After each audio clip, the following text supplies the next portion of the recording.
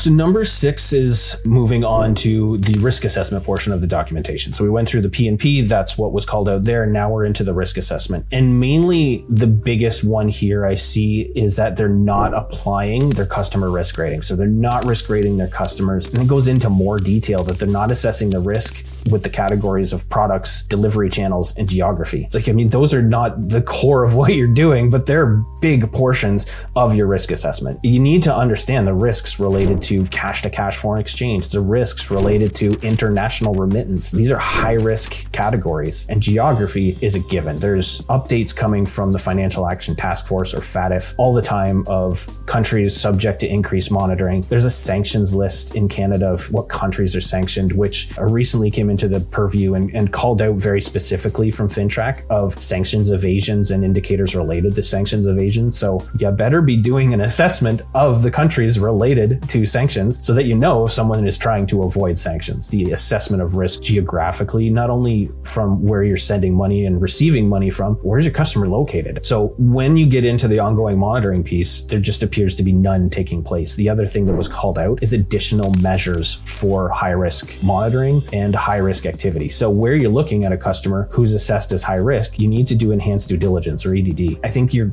stacking problems here where if you're not risk rating your customer, you're not going to know that you need to do EDD. That said, if you you might have been able to collect additional information which lowers the risk related to that customer. So these are the enhanced measures that are being referenced here, things that need to be considered when you're looking at high risk customers. And nothing says that you can't have high risk customers. You just have to do something more for that high risk customer than you do for everyone else.